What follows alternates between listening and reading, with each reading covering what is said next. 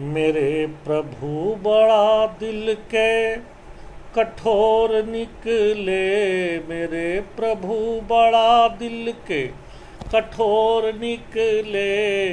चोरी चोरी चल दिए बड़ा चोर निकले। मेरे प्रभु बड़ा दिल के कठोर निकले। चोरी चोरी चल दिए बड़ा चोर निकले। चोरी चोरी चल दिए बड़ा चोर निकले। मेरे स्नेही जन, आज इस वीडियो में मैं मैथिली शरण गुप्त द्वारा रचित यशोधरा काव्य के बुद्ध के महाभिनिष्क्रमण पर प्रकाश डालूंगा। महाभिनिष्क्रमण से तात्पर्य किसी महान उद्देश्य की सिद्धि हेतु घर से बाहर निकलना है। मूल रूप से महाभिनिष्क्रमण का अर्थ गृह त्याग है। बुद्ध का महाभिनिष्क्रमण संपूर्ण बौद्ध साहित्य के उन्नत भाल पर मुकुट सा सुशोभित हो रहा है। यही संसार के क्षण भंगुरता, निस्सारता और कष्टमयता का ही तुमुल नाद नहीं करता, वरन शिल्प तत्व का मांगलिक स्वर भी उद्घोषित करता है। अंतस्ताप का उष्मा लिए लिए फूलों का सौरभ दूर चला गया। फिर देखते देखते सब कुछ को बहा ले जाने वाली ऋतु आई और झंझावात के जकड़े हुए द्वार पर घनाघात करने लगा। और इस प्रकार चिर निर्धन का निर्ब्याज मूलधन चला गया चला गया चला गया। जीवन में सत्य और शिव का उत्स न हो तो कला में कहां से आएगा। जो जीवन से कटी कटी विशुद्ध कला का अस्तित्व छवि गृह के गजदंती कक्ष का श्रृंगार तो हो सकता है, पर और कुछ नहीं। पर बुद्ध का महाभिनिष्क्रमण सत्य से युक्त शिव का तीव्रतर सरसंधान है। यह भौतिकवादी संसार मन को खींचता है कनक और कामनी की ओर, पर चिंतनात्मक मन इस कतार में आबद्ध न हो सका। इसके सामने कनक मिट्टी के ढेले के समान और सुंदरी रमणी रमणी नहीं बल्कि मूल सत्ता के मात्र प्रतीयमान है।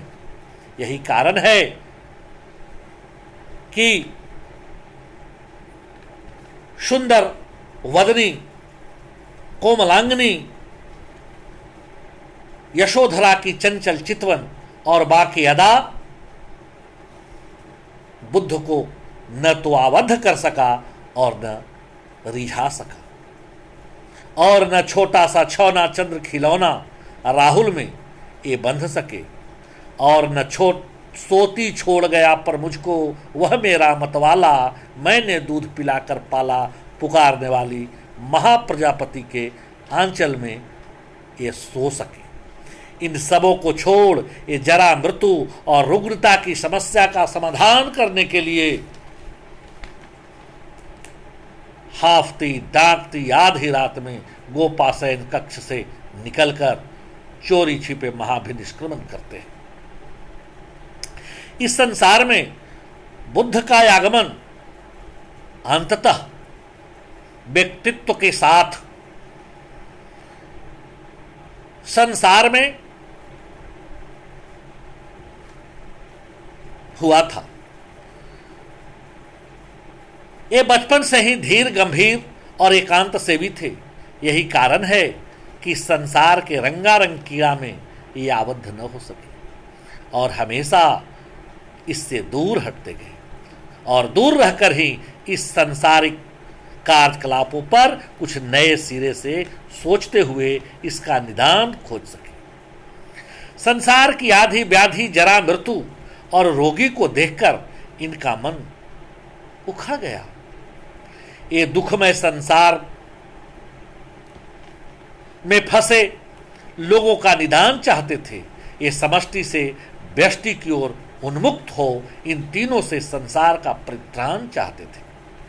ये जानते थे कि यह बुढ़ापा रूप का हत्यारा है, बल का शत्रु है, शोक का सगा भाई है और आनंद का काल है। यह मेघा को मीच डालता है, इंद्रियों को कुचल डालता है।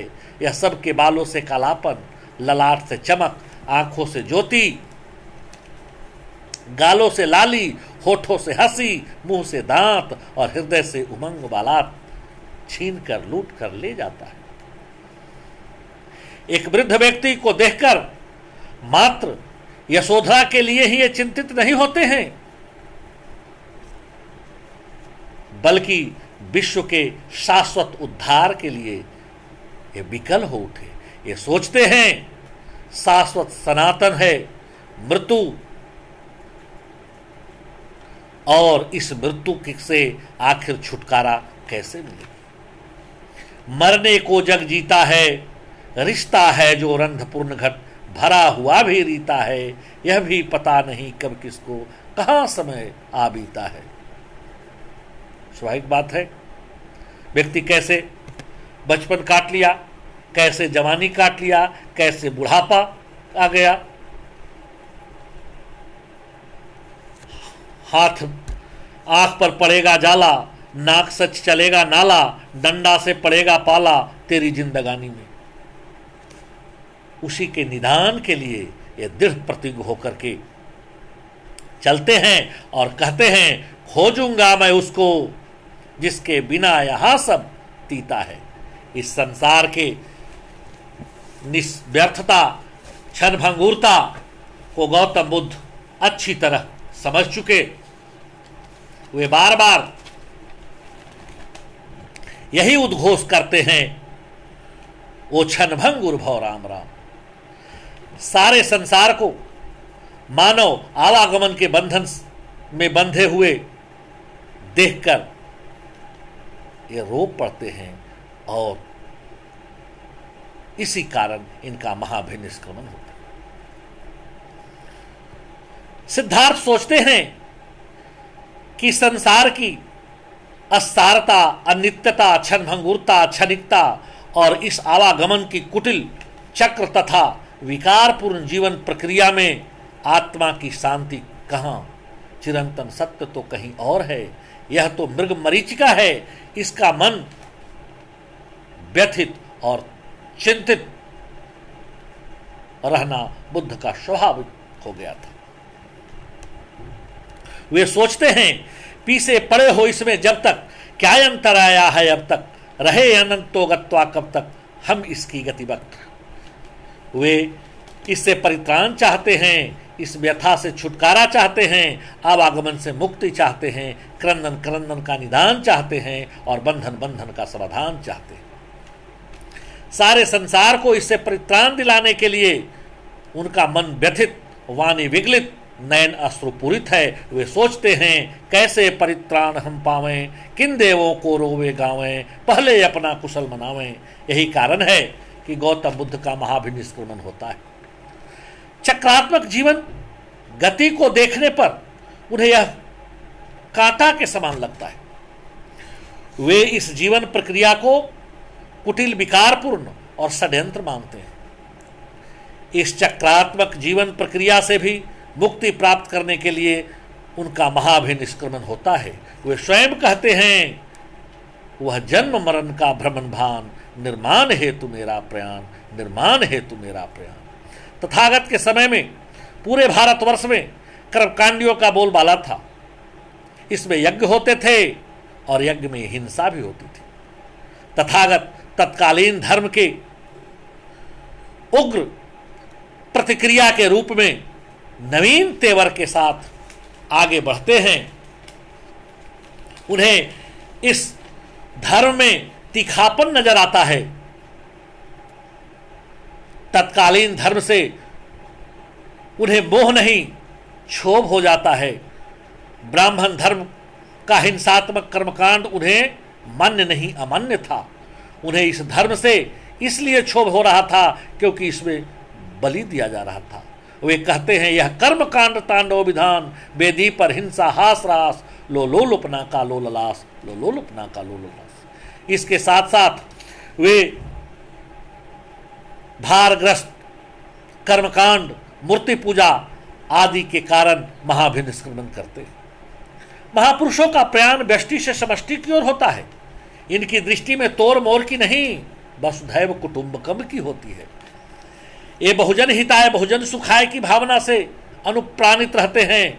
बुद्ध देव भी इसीलिए महाप्रयाण करते हैं। यह व्यष्टि से ऊपर उठकर समाज और राष्ट्र को देखते हैं। यही कारण है कि इन्होंने व्यक्तिगत सुखों का परित्याग कर दिया, बहुजन हिताय की भावना से महाप्रयाण किया। लोक न्याय के लिए ही उन्होंने घर बार छोड़ दिया। शिवम के मांगलिक भावना से अनुप्राणित होकर ही मुक्ति मार्ग के खोज में आत्मज्योति को जगा आधी रात में इनका महाभिनिष्क्रमण होता है। बुद्ध महाभिनिष्क्रमण का एक राजनीतिक कारण भी है, और वह यह कि अपने पास के राज्य में वहीं से इनके राज्य में जल आता था। इनके राज्य में सिंचाई के लिए जलाशय से, बगल के राज्य से के जलाशय से जल आता था। राजा ने तथागत को इस समस्या के समाधान हेतु वहां भेजा, पर वे असफल रहे। इस असफलता के लज्जित होकर के ये खिन्न हो गए, और खिन्न होकर के इन्होंने घर बार छोड़ दिया। गौतम बुद्ध के महाभिनिष्क्रमण में विरागात्मकता का भी सहयोग है। राम और लखन भी विरागात्मकता के पथिक है। राग और विराग, आसक्त एवं अनासक्त में से सिद्धार्थ ने विराग को चुना। आज संपूर्ण योग वशिष्ठ और गीता का सार भी अनासक्त योग ही है। विनोबा जी ने भी अपने प्रवचन में अनासक्त योग का ही संदेश दिया है। रामायण के लखनलाल भी इसी पथ के पथिक है। सीता के आभूषण को देखकर इसी विचारधारा से प्रभावित होकर उन्होंने कहा है, ना हम जानामि कुंडुले नुपुरे त्वाभि जानामि नित्यम पदामि बंदनात्। वे सीता के कमरधनी और कनवाली को नहीं पहचानते थे, वे केवल नुपुर को पहचानते थे। यह नारी के प्रति विरागात्मकता को ही उद्बोधित करता है। बुद्ध इस गहन तथ्य को समझ चुके थे।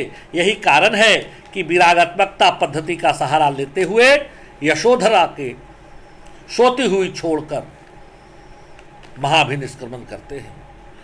बुद्ध के महाभिनिष्क्रमण को कुछ लोगों ने पलायनवाद की संज्ञा दी है। पलायनवाद का अर्थ होता है भागना। लोगों का कहना है कि तथागत जीवन से उबकर जीवन को छोड़कर भाग चले थे। प्रसाद को भी लोगों ने नीचे की पंक्तियों के आधार पर पलायनवादी कहा है। ले चल मुझे बुलावा देकर मेरे नाविक धीरे धीरे। इन पंक्तियों के कारण इन्हें भी पलायनवादी कहा है, पर सच्चाई है कि लोगों ने यह भ्रमवश कहा है। वस्तुतः प्रसाद जीवन को छोड़कर भागे नहीं, वे जीवन को कसकर पकड़े थे। प्रसाद को पलायनवादी कहने वाले न जाने पंत और महादेवी को क्या कह डालेंगे। जिस तरह से सारे स्वजन जीवन को छोड़कर भागे नहीं बल्कि जीवन को कसकर पकड़ा, उसी तरह गौतम बुद्ध का महाभिनिष्क्रमण भी पलायनवाद नहीं यथार्थवाद हो गया। इन्होंने जीवन के वास्तविकता को कसकर पकड़ा और इसके वास्तविक स्वरूप को खोज निकाला। धन्यवाद।